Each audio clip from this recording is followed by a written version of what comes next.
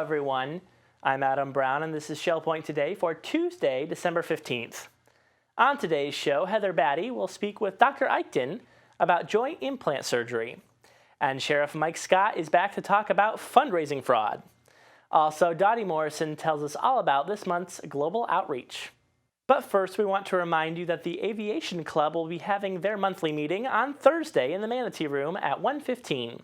The event promises to be quite entertaining, as members will share their memorable aviation experiences, the humorous, the scary, the crazy, and the embarrassing. Others will share advice about things you should and should not do in an airplane. It all happens Thursday in the Manatee Room at 1:15. Don't forget about tomorrow's Global Outreach special Christmas event, Wise Men Still Seek Him. Two special guest speakers will share their past Christmas experiences in the Middle East as international workers. Also, you'll enjoy Christmas music by the Women's Ministries Trio and 3 talented student pianists. Here's Dotty Morrison and Kate Sullivan to tell us all about the event. Hi, I'm Dotty Morrison, and I'm here with Kate Sullivan, and we're going to talk about an event that you're going to want to attend. Hi, Kate. Hi, Dotty. What have you been looking at? Well, I've been thinking about Christmas. Not our modern day Christmas, but the first Christmas. And I started looking through my photos, and I was looking at these pictures I took in Israel and Jordan a couple years ago. So what's that? Well, everywhere we went, there were flocks of sheep and goats. And the shepherds, sometimes they were older women, sometimes they were boys.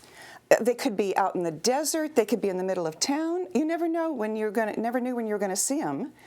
And then there were camels. Look at the camels wandering around everywhere. We haven't seen many of those around any of our Shell Point Christmas trees. No. I mean, some of them were there for tourists. Some of them were there just out in the desert. Nobody around. And it gave me a different perspective, because seeing shepherds who day by day live their lives that way, and camels out everywhere, it made the shepherds and the wise men real people. Yeah, I wonder if the wise men then had any idea what they would find when they began their journey. It's a good question. Yeah. They were seeking for something new from God. I'm pretty sure that they understood that much. And by the way, that reminds me, there's an event coming up on Wednesday, December 16th. It's called Wise Men Still Seek Him. Oh, okay. And where's that going to be? Well, it's going to be in the church auditorium. It's the big Christmas global outreach event. We usually have over 200 people that come, wonderful refreshments. Okay, and what kind of program will be presented? Well, everyone likes Christmas music, and everyone likes children. So there'll be 3 student pianists who will be coming. And then also we're going to have a women's ministry string and piano trio. So the music will be really, really inspirational. So is it going to be all music, or will there be speakers as well? Cheryl and Daryl will be our speakers. They live and work in the Middle East. And the title of our theme for that day, Wise Men Still Seek Him, are because they're going to share stories about people who are seeking to know God in new ways, people who live in the geographic area where God put on human skin. And I think it will give us a different perspective about Christmas. Oh, got to. Now, yeah. Is this only for Village Church attendees? Oh, no. Global Outreach, the monthly meetings, and especially the big Christmas event is for anyone who wants to come, men and women, anyone at all. And everyone really, really enjoys this event. Okay, so if you're expecting a large number of people, will we need to get tickets? No, we kind of have an idea that there'll be over 200 people. So we'll have plenty of refreshments. We'll have tables set up. So come a little bit early. It starts at 10:15 on Wednesday the 16th. But come 9:45 or so, get a good seat at a table. There'll be great refreshments, and you can have time to socialize with your friends. Bring friends with you. It'd be great. Sounds intriguing. Yeah. So I hope you join us for the special Christmas event sponsored by Global Outreach in the church auditorium Wednesday, December 16th, 10:15 a.m., but come a little early.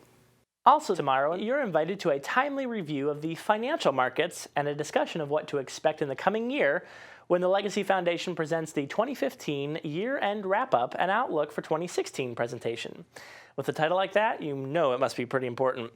Presented by David J. Moreland and Jason Scoggins of UBS Financial Services and Genesis Wealth Management, you'll want to make plans to attend this educational seminar on Wednesday. The program begins at 10 a.m. in the Grand Cypress Room. Please RSVP to Beth Crenshaw at 466-8484. For people who have a hard time walking or doing activities they once enjoyed due to hip pain and discomfort, total hip joint replacement is a reconstructive procedure that is often the solution. Dr. David Eichten from Joint Implant Surgeons of Florida will put on a Health Connections presentation this Friday to educate you about the latest medical advances and procedures to manage diseases of the hip joint. He speaks now with Heather Batty to tell us what's in store for Friday's presentation. Hi, I'm Heather Batty with Resort Services. Today I'm here with Dr. Eichten to promote our upcoming Health Connection program, Hip Hip Hooray. Dr. Eichten is from the Joint Implant Surgeons of Florida, and he is here to talk to us a little bit about having hip replacement and any of the other surgeries that are actually things that your surgeons do. Is that correct? That's correct, and thank you very much for having me. Absolutely. It's always a pleasure to do a talk at Shell Point. A very attentive audience, so I'm excited about that. And basically, I just want to touch on the newer things that have come up in hip replacement.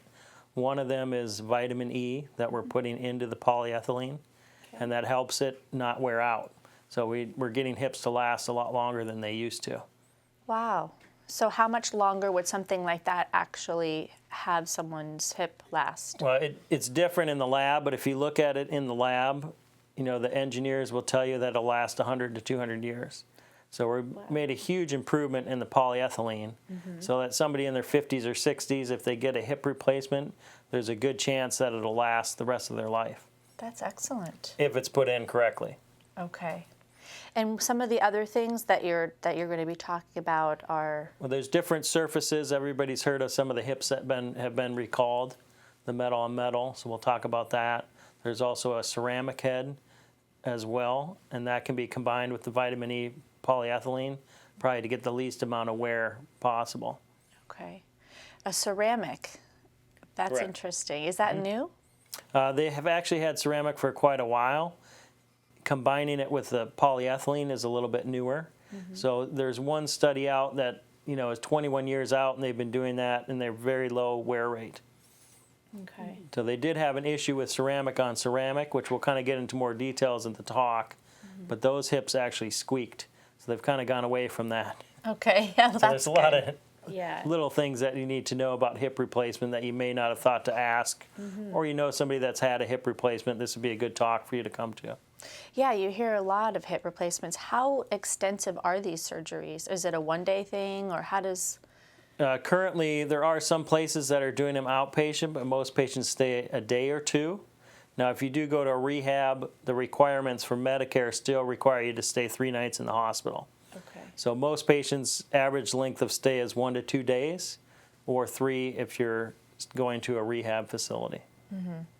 What sort of things cause someone to have hip replacement? It's usually wearing out of the cartilage of the hip joint. And most people complain of groin pain or pain in the thigh or the knee. We can tell very easily if the hip's worn out just based off a plain x-ray Okay. and correlate that with the patient's symptoms. And then there's some non-operative stuff that we can do that we'll touch on. But if it's completely worn out, you'd consider a hip replacement. Okay. Do you see more it being genetics, or is it kind of activity, or is it each person just different? Everybody's different. A lot of patients will say that their family has had a lot of replacements. So there is a genetic component, also rheumatoid arthritis or post-traumatic arthritis or just wear and tear arthritis from activity. Right. Well, it definitely really sounds interesting. I've definitely know that we've had several residents here who've had hip replacements, so I think you'll get a good crowd for this. Sure. The program is called Hip Hip Hooray. It's our Health Connection program. It'll be Friday, December 18th at 10:30 in the Oak Room. So join us with Dr. Eichten and learn a little bit more about hip surgery. Thank you, and stay happy and healthy. During the holidays, we often see the bell ringers with little red buckets outside stores for you to drop your spare change into as you exit. Fundraising for a good cause is often more prevalent during this season, but so are those who use it for an opportunity for ill-gotten gain. Fundraising fraud is real, and we should always be alert and careful when people approach us or call with the intention to solicit funds. Here's Sheriff Mike Scott to talk about fundraising fraud. Hi, I'm Lee County Sheriff Mike Scott. We're approaching the time of year when the phone starts ringing more frequently with requests for donations. As a consumer, you have to be aware that not all calls are created equal, and that unfortunately, some callers are simply out to get your money for their personal gain. Today, I want to let you know that deputies and members of the Lee County Sheriff's Office do not solicit funds in their official capacity as law enforcement officers for any outside organizations over the telephone. Additionally, the Sheriff's Office does not accept or receive funds from these telemarketing organizations. So, if you get a fundraising call from someone claiming to be a police officer, you should be very aware that the call is not coming from the Lee County Sheriff's Office. While there are many worthy groups and organizations which support law enforcement and their members, remember to always ask phone solicitors if they will send you the information on their charity. If they don't, just hang up.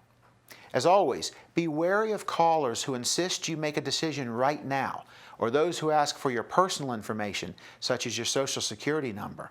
Another thing to be very aware of is if they've asked you to keep it confidential. Many times these scammers will say, keep this between us, don't tell anybody until you've claimed your prize. So remember, if you're interested in supporting a cause, be sure to ask questions, such as how they disperse the collected funds. For more information about fundraising concerns or to report fraudulent activity, contact the Sheriff's Office fraud line at 477-1242. That's 477-1242. Once again, I'm Lee County Sheriff Mike Scott, and I thank you for being an active partner in securing the safety of our community. And now let's look at today's happenings, menus, and Village Church connections. Hello and welcome to the Happening segment of Shell Point TV. I'm Caitlin Vanscoy and happy Tuesday. I'm going to give you all of Tuesday's activities.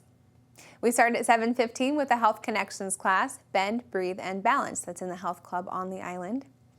And 8 o'clock we have Round Robin Doubles Tennis. That'll be at the Woodlands. The Stamp Ministry will be meeting in the Stamp Room at 8:15 on the island. And bocce will be played at the Woodlands Bocce Courts at 8:30. 8:30 is also the time for Ladies Golf Association. They'll be meeting at the Shell Point Golf Club. And the Caregiver Support Group Therapy will be at 9:15 in the conference room of the Medical Center. You do need to sign up for that. Open painting will be held in the Art Studio at 9:15. And at 9:30, match play mixed doubles tennis will be at the Woodlands Tennis Courts. Through the Bible Study Group will be gathering in the Osprey Room at 10:15. And at 10:30, Caregiver Support Group Therapy will be held in the conference room of the Medical Center. That also is sign-up required. The Susie Q heads out at 11:15 for a picnic at Bowditch Beach. That's sign-up required. And our last morning activity is our Life Quest Living Healthy. That'll be in the Osprey Room at 11:45. We move to 12:30 for Mixed Progressive Bridge in the game room of the Woodlands. And at 12:45, the Health Connections class, Fitness Room Orientation. That's in the Health Club on the island, and you do need to sign up for that. The Knitters group will be gathering in the Osprey Room at 1:15. And the Rollicking Recordists will be meeting at 1:15 in the Tarpon Room.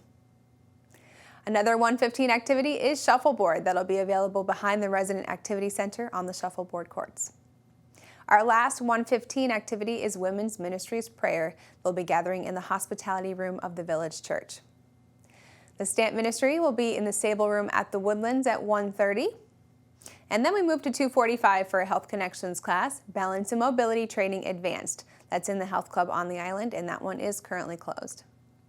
We have a Susie Q Evening Sunset Cruise leaving at 4:30 from the dock, and that is a sign-up required trip. Christmas carols performed by the Shell Point Jazz Band will start at 6 o'clock at Macoma, 6:15 Teledora, 6:30 Nautilus, and 6:45 Royal Bonnet. Then 7 o'clock Periwinkle, 7:15 Coquina, and 7:30 Genonia.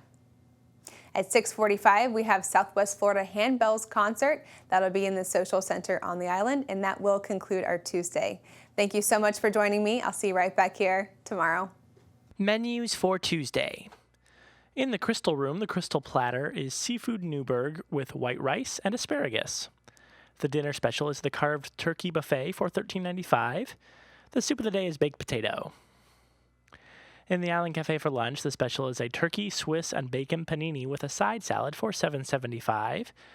The dinner special is char-grilled Caribbean pork with beans and rice and fresh fruit for $8.75. Dinner specials in the Palm Grill are sole amandine for $16.95 or duck confit for $16.95. Menus are available 24 hours a day at www.shellpoint.net. Hi, welcome to Village Church Connections. I'm Andy Hawkins, the senior pastor of the Village Church, and I'm here with Scott Eding. Scott is our newly hired employee chaplain here at the Shell Point Retirement Community and a member of our church staff as well. And so we're delighted to have you here, Scott, and joining us. It's been a pleasure to get to know you a little bit and to share an opportunity that I think has been an extraordinary collaboration between the Shell Point Retirement Community and the Village Church. And so both of those organizations have come together because we care about people in general and we care about our employees here. And there are about 1,000 employees here at the Shell Point Retirement Community. And so you've been hired to be the chaplain for the employees. But tell us a little bit about yourself in terms of where you've been. How has the Lord led you in bringing you to a place in which pastoral care for people in this kind of context is the nature of your calling? Well, I grew up in the heart of Reformed church country near Holland, Michigan. It was mostly all Dutch people there.